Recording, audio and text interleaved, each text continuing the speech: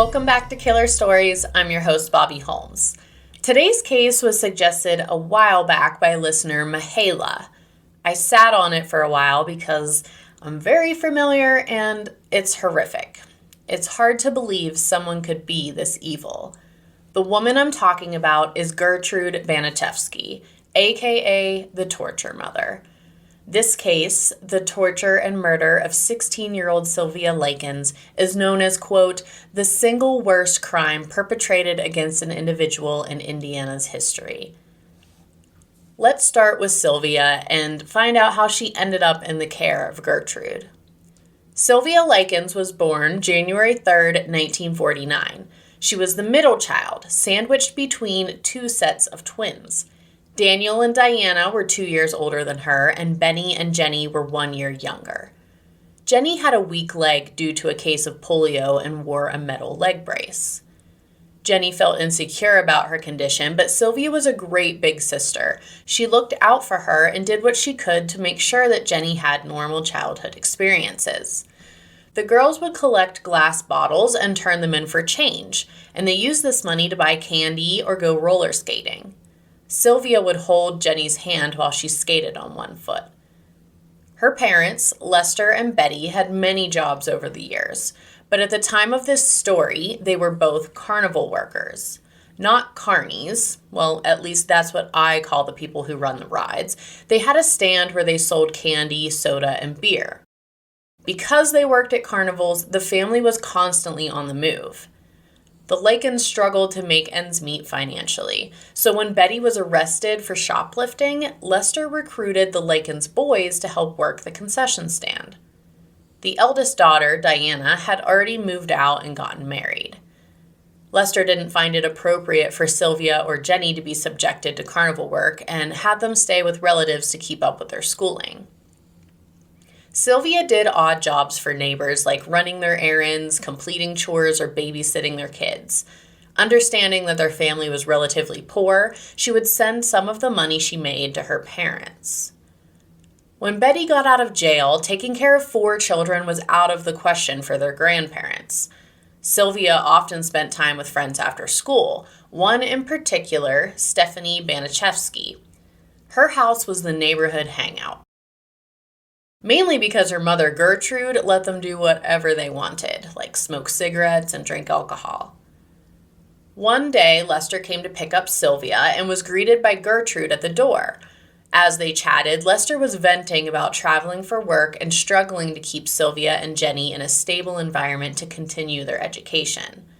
Gertrude saw an opportunity to make some extra cash and offered for Sylvia and Jenny to stay with her while he traveled. They agreed on $20 per week payment for her services. Let's pause for a second and get a little more background on Gertrude so you can understand the situation a bit better. Gertrude was born September 19, 1928 in Indianapolis, Indiana. Given it was the 1920s, there isn't a whole lot of information on her childhood. I know that she was one of 6 children born in a working-class family of American and Dutch descent. When Gertrude was 11 years old, she witnessed the death of her father. He suffered a massive heart attack, and there was nothing she could do to help him. Watching someone die, especially a loved one, has to be traumatic. This was especially hard for Gertrude because she was very close with him. Her relationship with her mother was strained, and after her father's death, things only got worse. When Gertrude was 16 years old, she dropped out of high school to get married.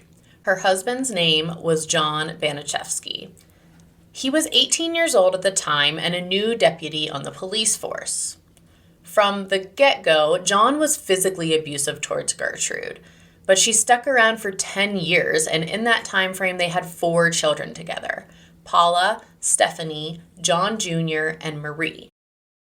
Gertrude was given full custody of their children in the divorce, and she didn't take long to remarry, literally just 3 weeks.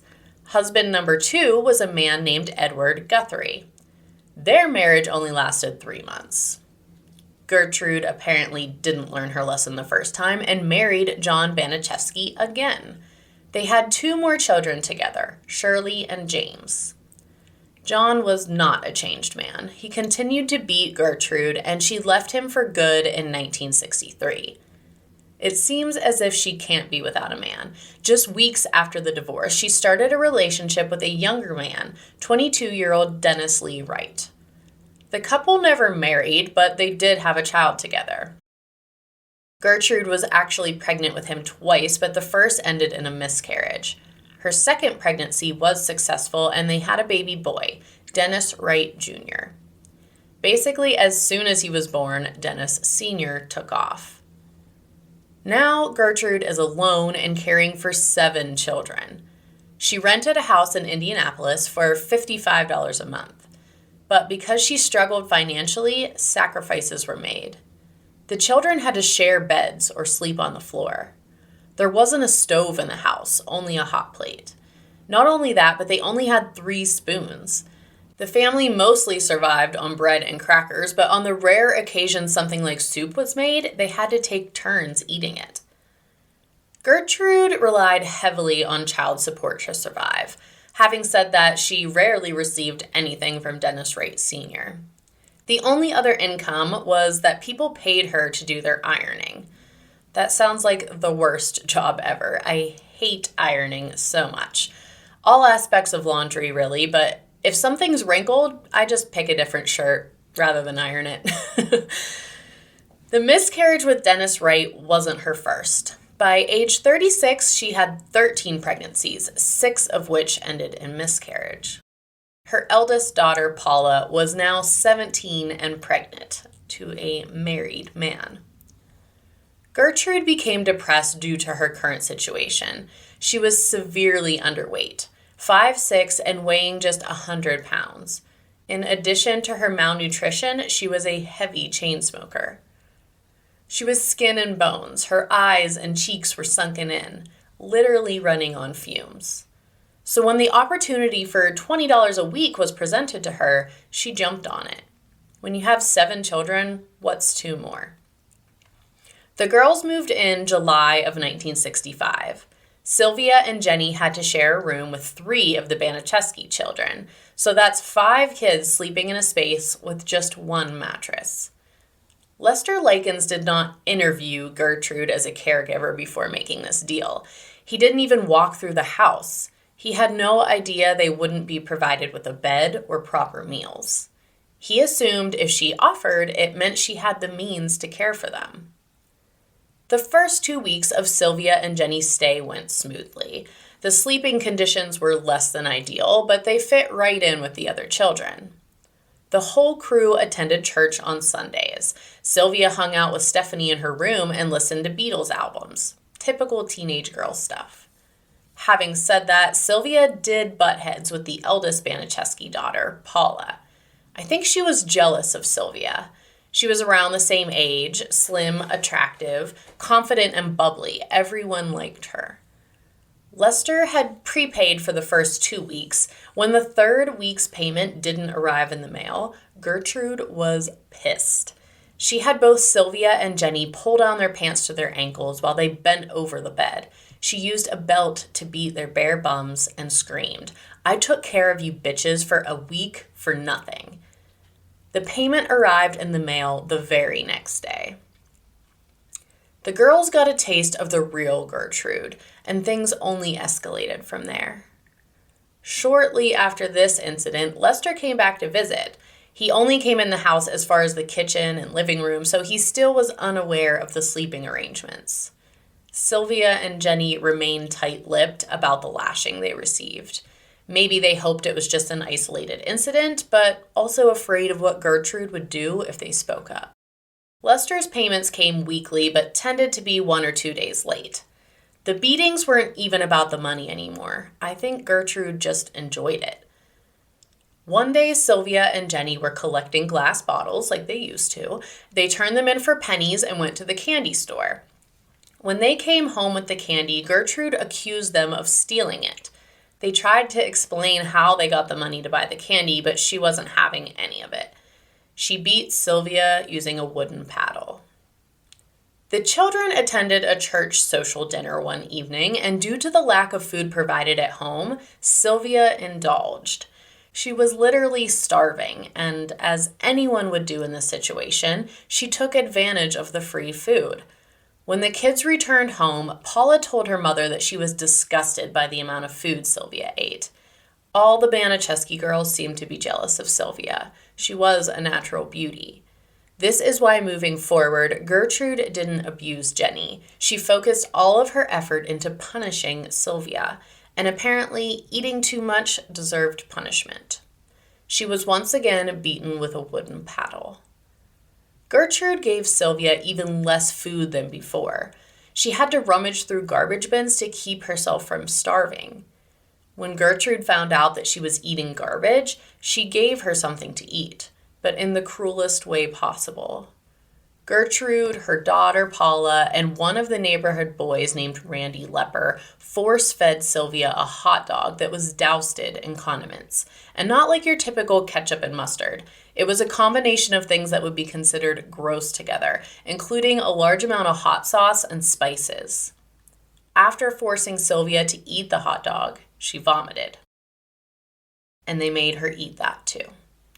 It wasn't just Gertrude abusing Sylvia. Her kids and others who gathered there began to play a part in it as well. One day, Sylvia was talking about the year prior when her family was living in California. She claimed to have a boyfriend in Long Beach. Gertrude asked Sylvia if she had ever done anything with a boy. She didn't quite understand the question and said, "Well, yeah, I guess so. We went to the beach, the park, and skating." She continued the story and mentioned she had cuddled with him under the covers. Gertrude snapped, "Why did you do that, Sylvia?" She turned to the other girls as a lesson and said anytime you do something with a boy, it will result in pregnancy. Then she turned around and kicked Sylvia in the crotch.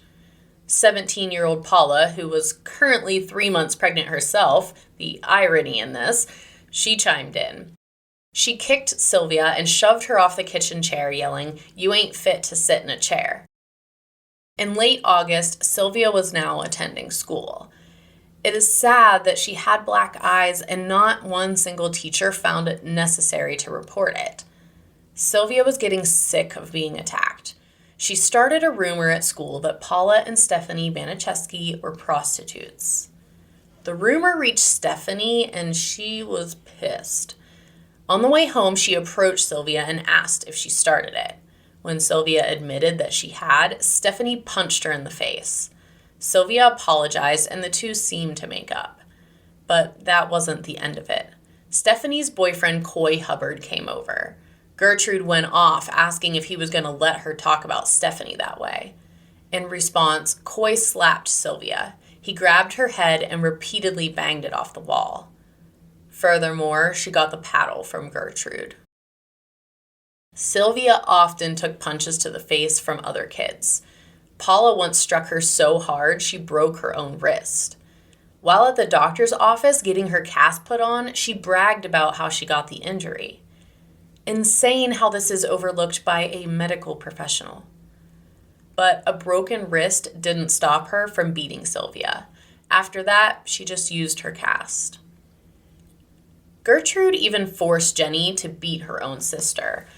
And if she refused, she would get the beating. So Jenny reluctantly obliged. Because of the rumor started about her daughters being prostitutes, Gertrude turned it around on Sylvia. She accused her of the one being promiscuous, calling her a filthy whore. Gertrude, her kids, and the neighborhood kids would kick her in the genitals over and over as punishment. The involvement with the neighborhood kids kicked up a notch. They would come over and use Sylvia as a practice dummy for judo. The abuse turned sexual when Gertrude forced Sylvia to strip down in front of everyone at the house and insert a glass Pepsi bottle into her vagina. Gertrude said she needed to prove to Jenny what kind of girl Sylvia really was. At school, the kids were required to purchase clothes to wear during gym class or they couldn't participate. Gertrude refused to pay, so Sylvia took matters into her own hands and stole some. Gertrude found out and punished her with the belt.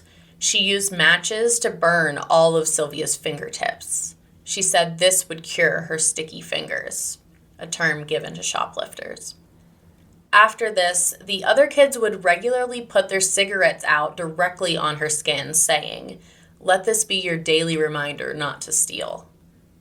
Her body was soon covered in circular burns. Just days later, Jenny stole a tennis shoe for her to wear on her strong leg. Neither girl was allowed to return to school after this, as per Gertrude. This was September, so this has all happened in just 2 months' time. Gertrude never let down the fact that Sylvia started a rumor about her girls. She would put Sylvia on display in front of all the kids, rant about premarital sex, then forcefully kick Sylvia in the genitals. This poor girl. The friendship had its ups and downs, but Stephanie was still somewhat close with Sylvia. She yelled for her mother to stop, but it was no use. Lester and Betty visited a few times during the girls' stay with Gertrude. You wonder why Sylvia or Jenny didn't speak up. They could tell their parents or even a friend or a teacher at school, but they didn't. I'm sure it was out of fear. Jenny was told if she ever said anything that she would be abused and tortured just like her sister. Or the fact that their teachers saw her black eyes and didn't seem to care.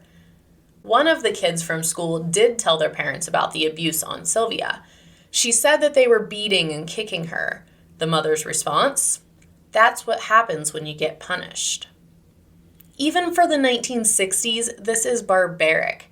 I understand spanking was commonly practiced, but this is way past that. Gertrude had new neighbors move in next door, the Vermillions. They saw how the children gathered at her home and thought she would be a good choice to babysit their children when needed. They hosted a barbecue for the Baniszewski family and witnessed the abuse firsthand. Sylvia walked around in a trance. She was weak from lack of nutrition. As usual, she had black eyes, visible burns, and open lacerations. Paula verbally abused her right in front of them, laughing and boasting about it. Then she walked up to Sylvia and threw scalding hot water in her face. And still, the Vermillions kept this to themselves and did not report the abuse. Sylvia's older sister, Diana, didn't know about the girls staying in town with Gertrude until early October. I find that odd, but maybe they weren't that close-knit. Jenny wrote her a letter begging for help. She explained that Sylvia was being abused, and Diana thought she was just being dramatic. While she didn't call the police, she did try to visit them. But when Gertrude answered the door, she ordered her off the property. She said Lester gave her instructions not to allow Diana to see the girls. I'm sure this is a load of shit. She just didn't want Diana finding out the living conditions or the physical state poor Sylvia was in.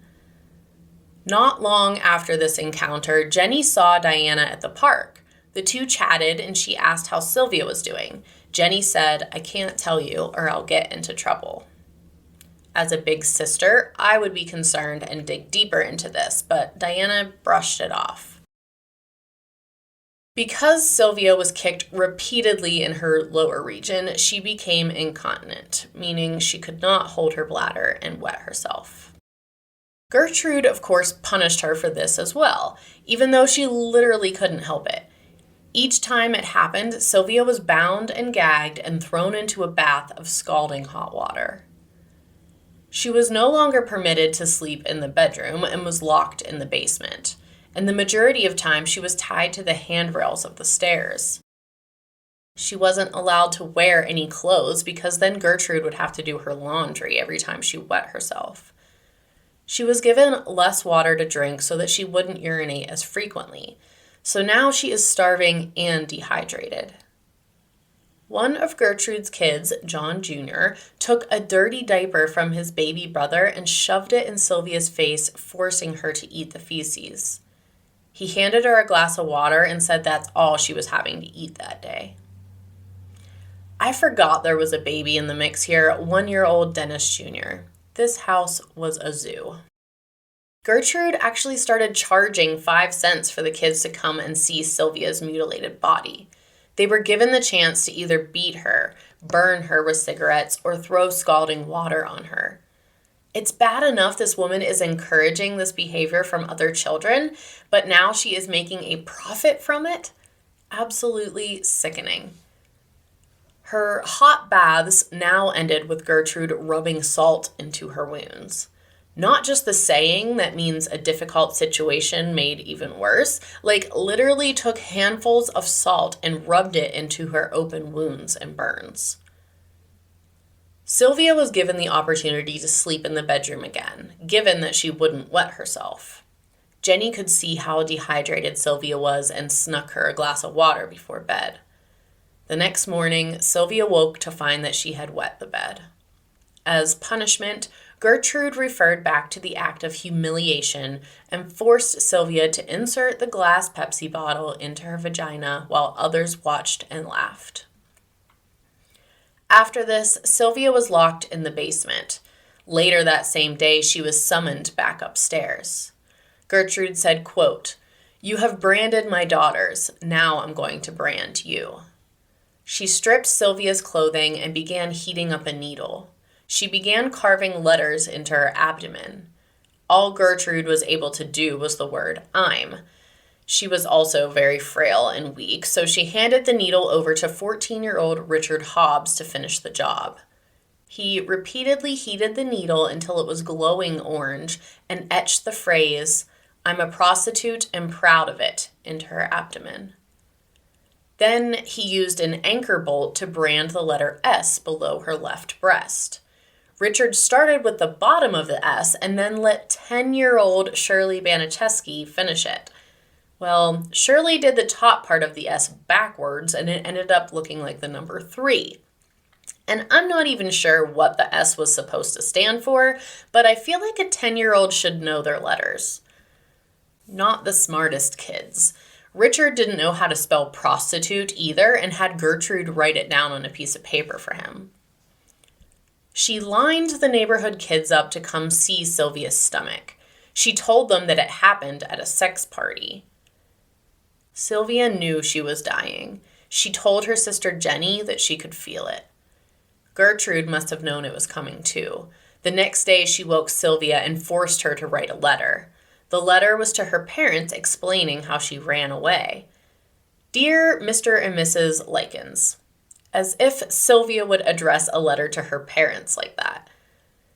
"I went with a gang of boys in the middle of the night, and they said that they would pay me if I would give them something. So I got in the car and they got what they wanted. And when they got finished, they beat me up and left sores on my face and all over my body.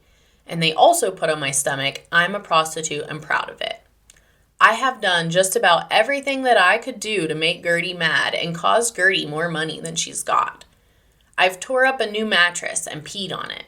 I have also cost Gertie doctor bills that she really can't pay and made Gertie a nervous wreck."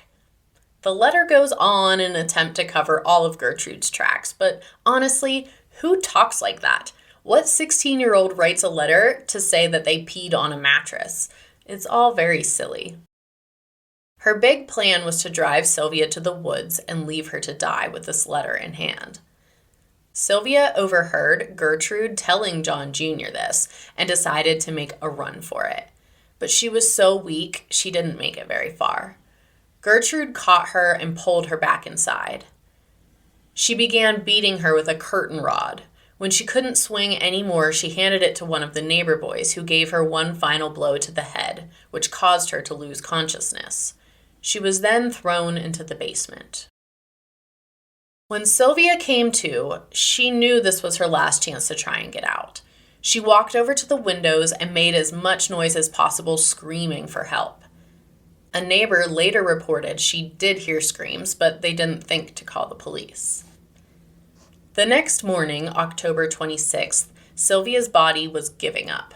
She was delirious and mumbling nonsense words. Gertrude gave her a glass of milk, but she wasn't even able to lift the glass to her mouth.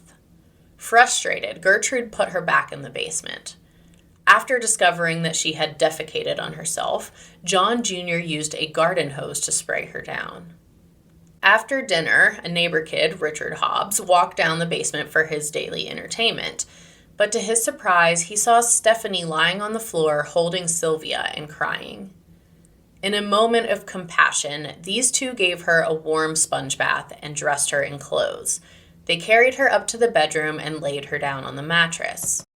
Sylvia looked at Stephanie and said, "I wish Daddy was here."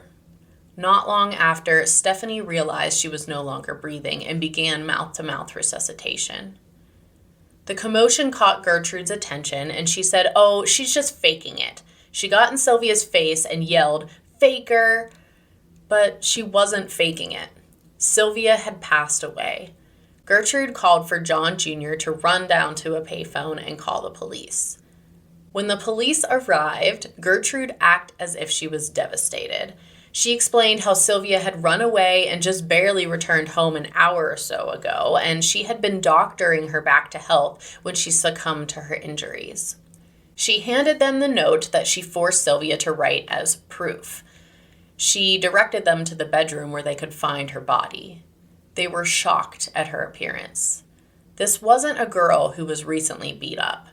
She had new wounds and old wounds, over 100 sores and scars from cigarettes, black eyes, and not to mention it was obvious she hadn't eaten a real meal in a very long time. The Baniszewski children all backed up Gertrude's story, even Jenny. But when she was out of earshot from Gertrude, she told a policeman if they got her out of there, she would tell them everything. And that she did. Every horrific detail. They returned to the home within a few hours and arrested Gertrude, Paula, Stephanie, and John Jr. for suspicion of murder. Coy Hubbard and Richard Hobbs were also tracked down and arrested. Gertrude denied involvement, but she had no problem shifting the blame on her own children, claiming Paula was the one inflicting most of the damage. Paula admitted she abused Sylvia and almost boasted about it. Not 1 ounce of regret in her voice. John Jr. admitted to spanking Sylvia and on one occasion putting out a cigarette on her, but turned most of the blame to his mother. 5 other kids from the neighborhood were arrested and charged with injury to a person. Michael Monroe, Randy Lepper, Darlene McGuire, Judy Duke, and Anna Sisko. These were all minors and released back into the custody of their parents. All of them gave witness statements at the trial, which was pretty much a circus. They were all tried together, yet had different lawyers who all just pointed the finger at someone else. And Gertrude pled not guilty by reason of insanity. Gertrude's lawyer, William Urbecker, had this to say in court. "I condemn her for being a murderess. That's what I do. But I say she's not responsible because she's not all there," as he taps his head. "If this woman is sane, put her in the electric chair. She committed acts of degradation that you wouldn't commit on a dog. She has to be crazy, or she wouldn't have permitted that. You'll have to live with your conscience the rest of your life if you send an insane woman to the electric chair." So what, every woman who commits a brutal murder is insane? A psychiatrist deemed Gertrude sane and showed no signs of psychosis. She was aware and in control of her actions. The initial charges against Stephanie Baniszewski were dropped because she did not partake in the abuse against Sylvia like the rest of the family. Many people testified on Sylvia's behalf, most of which were involved in the beatings and torture and admitted it. But probably the most important witness, other than Jenny, was 11-year-old Marie Baniszewski.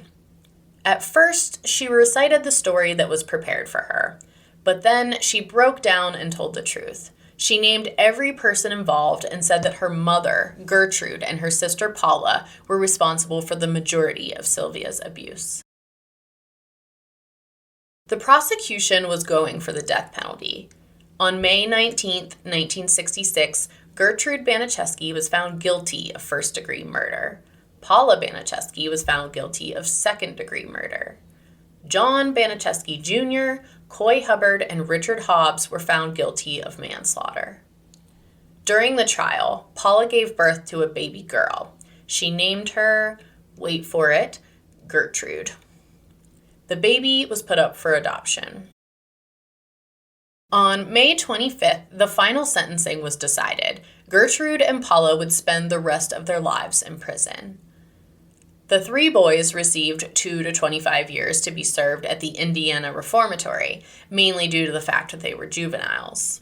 They were all released within 2 years. In 1971, Gertrude and Paula were retried. Their attorneys argued that their original trial should have been separate and moved to a different venue to avoid the media influencing the jury's decisions. This time, Paula pled guilty to voluntary manslaughter and was given 2 to 20 years. And here's the crazy part. She attempted to escape from prison twice and was still let out within 1 year of her retrial. Once released, she changed her name to Paula Pace and moved to Iowa. She was hired as an aide to a school guidance counselor. They obviously didn't know her history. Her criminal past eventually came to light and she was fired from that position. She has since married and has 2 children. Gertrude's sentencing at the retrial did not change. She was to serve life in prison. But unfortunately, life doesn't mean life. She was up for parole in 1985, and shockingly, it was granted. She had become a model prisoner and a supposed devout Christian. She said she takes responsibility for what happened to Sylvia and wishes it could be undone. She was released from prison December 4th, 1985. She too moved to Iowa, but her life of chain smoking caught up to her and she died of lung cancer June 16th, 1990 at the age of 61. There was a movie released in 2007 based on this case called An American Crime. A few people have commented on my sneak peek social media post this week, and I have since added it to my watch list, but I feel like it's going to be a difficult one to get through. This episode was heavy, guys, so let's lighten the mood by reading a few reviews for my listeners. Aaron103 left 5 stars on Apple Podcasts saying, I love listening to this. I go to work and listen to the cases. They are so interesting. She explains everything clearly, and I love that it keeps me interested and wanting to know more. I recommend this podcast to everyone I know and got some of my friends and family already hooked. Keep on going. This is something truly fun and interesting to listen to. Thank you for sharing the show. It's honestly the best compliment. Flying Penguin 5 titled their review, Top Tier. I love how she explains the background of the people and goes into detail. Also, very great storytelling. If you are enjoying the show and have yet to leave a review, you can do so on Apple Podcasts or on Facebook. Spotify now allows you to leave a rating as well. If you want to support the show, you can visit buymeacoffee.com/killerstories where you can give a one-time donation, as little as $5. You can also purchase Killer Stories merchandise. You can find the website for merch on my link tree in the show notes. I think currently, as I am recording this, the website is down for her to restock inventory, but should be up shortly. And I'm so excited. We now have stickers. Missy extended the coupon code to the end of March, so use the code KILLER10 at checkout for 10% off. Follow me on Facebook, Instagram, and TikTok at Killer Stories Podcast, and I'm on Twitter at Killer Stories PC. Email me any story suggestions or sponsorship inquiries, killerstoriespodcast@gmail.com. Thanks so much for listening. Until next time, this has been a killer story.